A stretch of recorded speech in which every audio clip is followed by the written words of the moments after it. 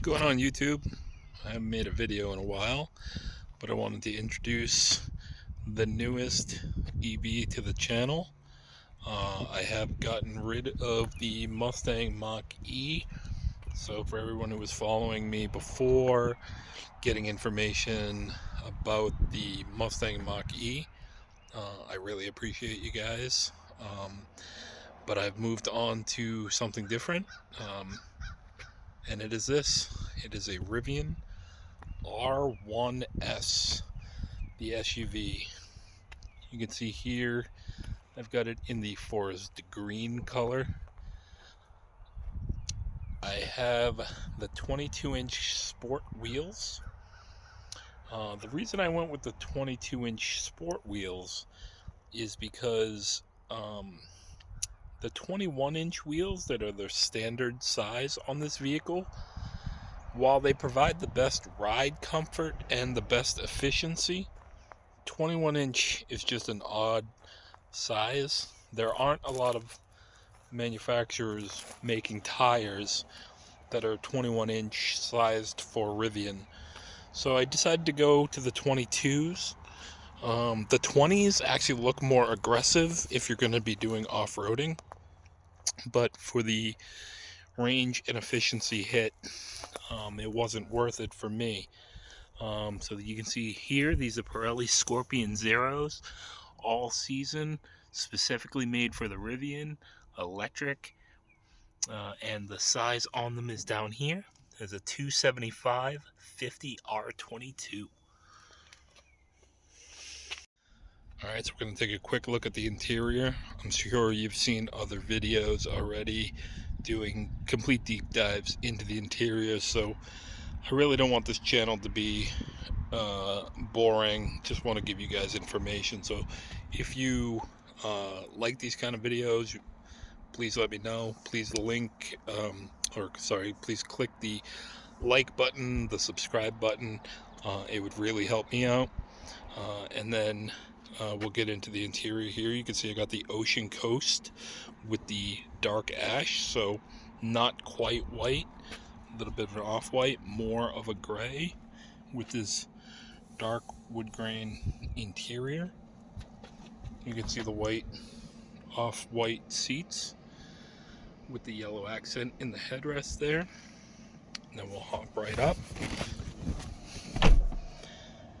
I am currently plugged in and charging. Not that a charge was needed, but since I just brought it home, I wanted to plug it in, make sure that this was working correctly.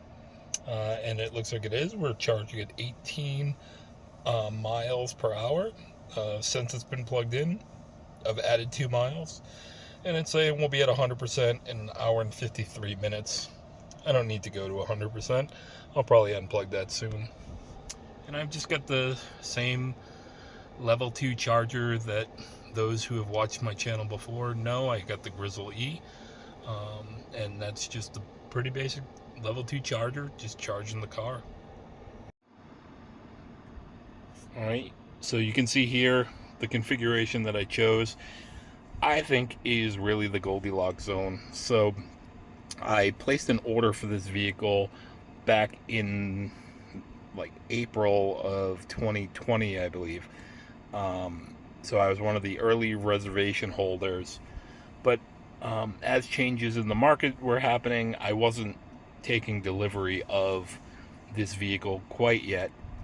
So what I did was, as I was waiting it out, they have since, let me turn that noise off for you. They have since changed the way us pre-orders are handled.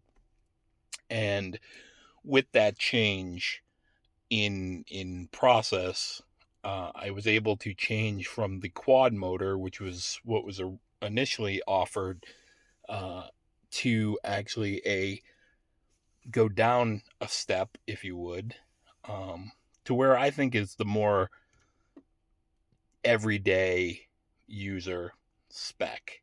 If anything, I maybe went a little overboard by getting the performance, but we'll get into that in a little bit. So as I mentioned, I didn't get the quad motor, so I took a step back and went with the dual motor. still giving you that 635 horsepower specification, so slightly higher than the standard dual pack dual motor, and but less than the 800 plus that's on the quad motor. And the other thing that I did was I went with the standard plus battery. Now, standard plus is the standard when you get performance. There is no standard and performance. So if you get the performance, you're automatically going up to the standard plus. But if you're getting a dual motor, you can then get the standard, which gives you like 250-ish estimated miles, which is, again, I think more than enough for most people's use. To be honest with you, buy the range you need, not the range you want, is always my suggestion. So performance dual motor with the standard plus pack, range for the standard plus pack, it's about 300 in my configuration. The other thing I did was the 22-inch tires, as I mentioned, in the Walkaround on the outside. So I would love to hear from you guys in the comments below. Do you think this is really the Goldilocks zone of configurations by taking that step down and getting the dual motors? Again, the dual motors are produced by Rivian directly. You do get slightly shorter warranty period on this vehicle compared to the quad motor, and going to the standard plus pack.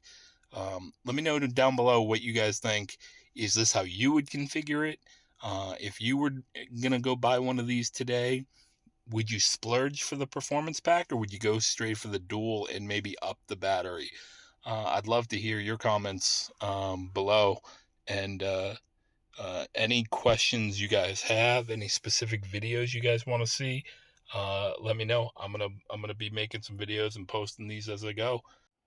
All right, so the difference with having the performance dual motor is as you go into here, and I need to unplug the car, of course. Okay, slight technical difficulty there, but now the car is unplugged.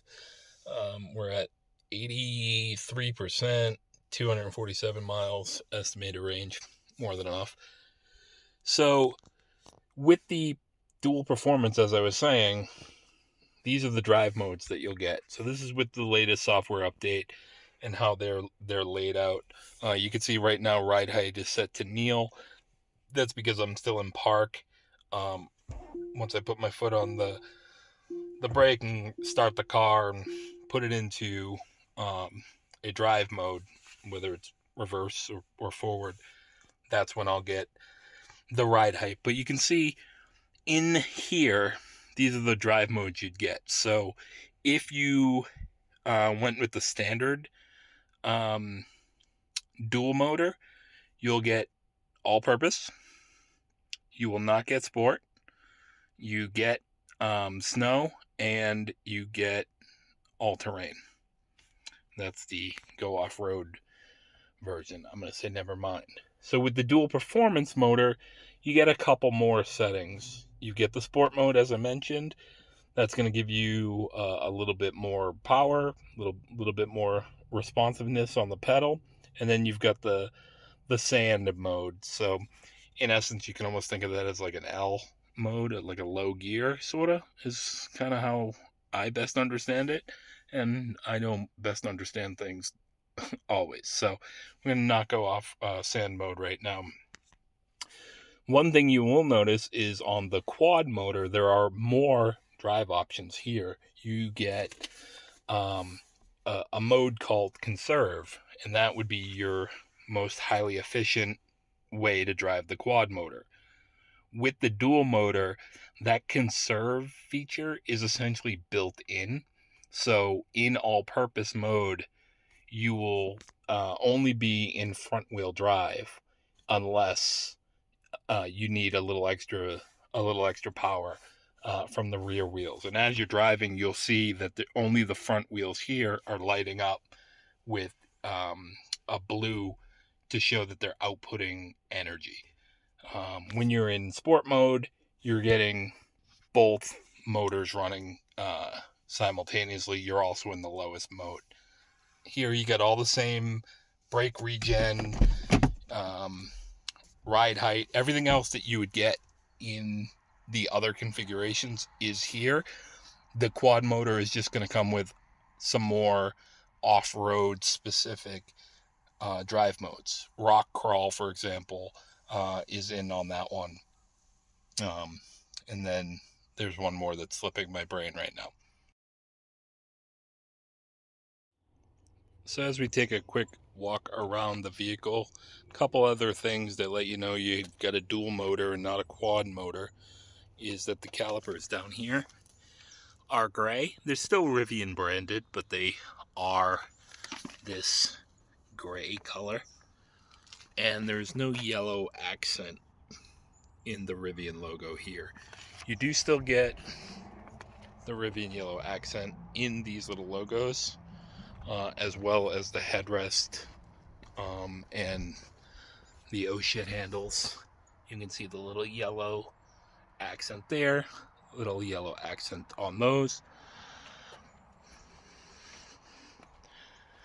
And one of the ways that you'll know that it's a performance version, very Tesla-like, I guess, is that this bar is blacked out. On the dual motor, I believe that's silver, same as the R1S, and on the quad motor, that gets the yellow accent. So as we take a little walk around the car, let's just talk about some of the options and how it's priced and what. So if you get a standard dual motor, really the entry level here is $74,900. For what you're getting, I believe that's a pretty good price. I mean, it is a luxury car price, in my opinion. So accept the fact that if you can afford one of these, you're in a very lucky position. Try to not be a dick. So the next step up is like what I did, and that's the standard plus battery. Now that would take you up to $78,000, and that would get you 315 miles of estimated range. Then you can go up to the large pack, which is the pack that's standard in the quad, and that's going to give you a price of $84,000, and that's going to give you a range of 352 miles. Then you can get the max pack on the dual motor, but that brings you up to $94,000. Gives you an estimated range of 400 miles. I don't think that one's worth it. I wouldn't go to the max pack in my personal opinion. Now that will give you an estimated range of 400 miles. And then going back to the entry level, again, you're at $74,900 with an estimated range of 270. And that's on the 21-inch wheels. Now, if you want to go up to the 22-inch wheels like I did, that's going to knock you down to about 255. The standard plus knocks you from 315 to 300 miles. Or you could add the all-terrain in that configuration. That brings you down to like 280. The large pack, like I said, is going to be 352 miles. But if you go down to or up to the 22-inch wheels, you're going to be at 341. And the all-terrains are going to put you at 307. The max pack, again, I don't think is worth it. But with 400 miles of range, that's attractive to some people. The 22-inch wheels will get you 380, and the all-terrain knock that down to 355. The performance now takes the dual motor and unlocks the performance version via software. There is no standard battery pack available once you get the performance, like I said. So your base price for a performance model is $83,000, and that gives you that gives you a range of 315 miles, and you're going to get similar deductions in your range as you change the tire options. I won't go into each one individually again. Going up to the large pack, that's $89,000. That's 352 miles. So very similar to where it was with just the the regular dual motor without the performance. So the ranges are the same with the performance. And then the max pack brings you just under 100,000. So that's 99,000. Then you go up to the quad motor, and the only one available there is the large pack, and that gives you a price of 92,000 with a range of 321. And there are some cost impacts to getting the Ocean Coast interior and such. So the interior is going to have some costs associated with it, and as well as the wheel. So switching to the 22-inch wheels is a cost impact of $2,500. That's where I felt was the Goldilocks zone. Going to the all-terrain at the time of recording here to get the 20-inch wheels requires you to get the underbody shielding as well. So the total package combined is $3,600. If you want to max one of these things out, you want to spend the most amount of money on a Rivian, the configuration to do that is a dual performance with the max pack, taking one of the $2,500 cost options for the color, so like the Rivian blue color, if you would, with the interior option being another $2,000, and you're looking at $108,000, or just over $108,000. If you can get one of the models that's under 80, so really the dual motor, standard plus, or the standard battery, those are going to be eligible for the tax credit. It's only $3,700, $3,750, but every little bit helps. So this will be my first coffee run in the new vehicle as well. That's how the cup holders work. So you can fit one of these large coffees in a regular size coffee.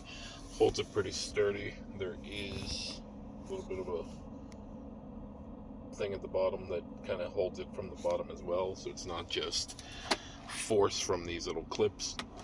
Works pretty well. Well, now that I've had a day to live with it, just point out a couple minor things that I've seen. So you can see the cup holder here in the rear. If you wanted it to really hold your drinks, it should be in that level position, which looks weird, but what it is it's because the chair is in the fully upright position. So if I take this chair and recline it,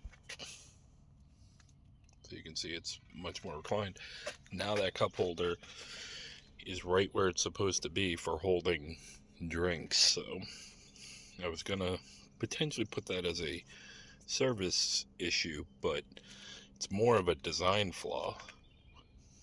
I would think that maybe most passengers would want to relax a little and recline, but when that's up in the fully upright position, it's kind of useless. The other thing is this piece back here that folds with the chair. So you can see there's like a little flap that goes to the back of the chair, and then this piece, this, call it a right angle, is a separate piece from the flap. So when you're putting up the chairs, which for me it's just easier to come around, slide this forward, grab this, push this back, which you can see I'm getting some resistance on that chair. So what that is, okay, so what is happening there is that as this is coming back,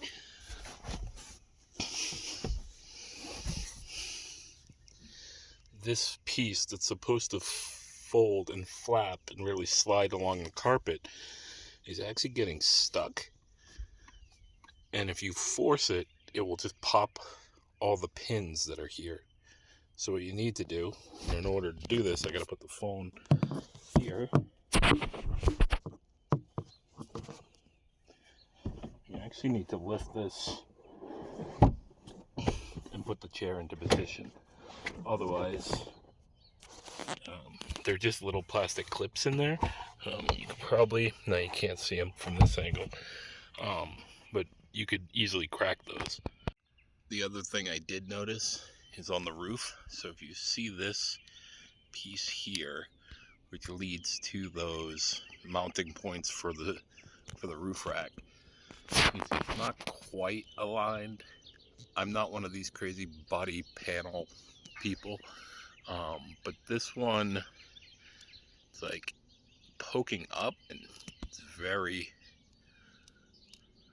loosely attached. So you can probably tell from here it's not flush with the roof. So I'd probably want to get that at least evaluated, make sure that that's not a cause for future concern. And as you come around to this side, you can see it's still like, you can still move it with your finger, but it's pretty flush with all the body of the car here. So it's just slightly sitting in there better. The only other little nitpick that I really have right now after driving it for a day, so you see the stitching in the under part of the wheel. So there's a couple of points where the fabric, as they were stitching it, kind of folds over the stitch a little. So it's a little weird on the finger feel to have fabric, kind of an edge of fabric poking at you. But on the right side of the wheel, let's see if we can't get a good angle. That's a pretty large piece of fabric that's actually sticking out there. So I do have concerns about that longevity wise, because that's right where you would have your hand. So like I was feeling it kind of on my finger as it came around like this. So I could see that kind of wearing out and potentially leading to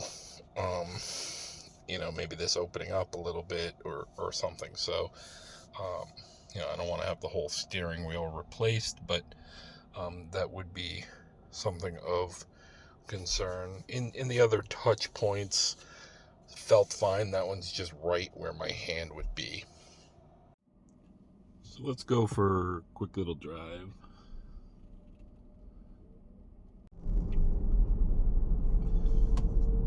So if you're kind of cross shopping for something 3-row, or you just like a bigger vehicle, there's a few options, obviously, on the internal combustion side of automobiles for larger 3-row vehicles. Not a ton of options when it comes to electric vehicles. It's essentially this vehicle, and right now the EV9 by Kia, the Hyundai Kia group. I believe Hyundai's coming out with theirs soon on the same platform, which that is a good looking vehicle as well. Hopefully I'm gonna be able to meet up with an owner of an EV9 here shortly, and give a good comparison video for you guys.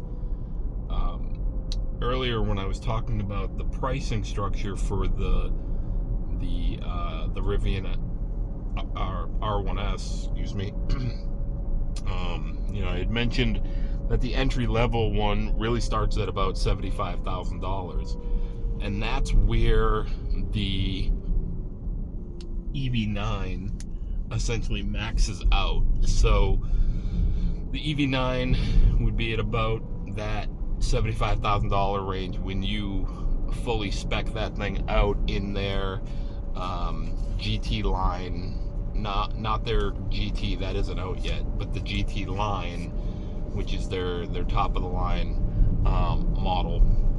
A little bit of a weird naming convention because the lower trims are named after essentially elements, wind and land, and then the high end is just called the GT line. You'd think that one would be more along the lines of water or fire, something along those lines. But that unit does start, you can get the base one. Now I'm talking all-wheel drive only. They do have a rear-wheel drive model available. They've got a single motor vehicle available. The thing is a great family hauler. It's not quick. It's not intended to be the 0 to 60 times in the low 3s, 4s. It's just intended to be a family hauler, which is exactly what it does. And that comes in once you're doing all-wheel drive on their base trim, which is the Wind. And the advantage there is that unit does come with a heat pump and is built on their 800-volt architecture, which in theory is going to give you better efficiency with that heat pump, especially in cold weather, and better charging, assuming that you're at a station that can operate as intended. So those are some of the advantages there. It also has a pretty good infotainment system, has Android Auto, has Apple CarPlay. So you've got at least those options, those feature comforts. They offer captain chairs in the second row with some heated and ventilated options back there as well. We don't get the ventilated option here in the R1S. So that Wind version is coming in at $64,000 with an estimated range of 280 miles on the EPA cycle, and that is only a 7-seater, and a very similar configuration to what is here without some of the niceties. Then you go up to the Land version of the all-wheel drive, and that adds some additional higher end materials. Now you've got the option for the captain chairs in the second row, and that's coming in at just under 70,000. 69.9 is where it's at on that one, and that's probably their Goldilocks zone of trim. But the GT line, which is the top trim, as I said, is right at $74,000. So right where the dual motor standard battery pack for the R1S comes in. So they're very competitively priced against each other. On the internal combustion side, I'm not going to get into pricing on options there, but things that are pretty comparable. If you're on the lower end of kind of some pricing, you've got options like the Honda Pilot, the Telluride, and whatever the other company's equivalent of the Telluride is. I forgot the name on that one right now.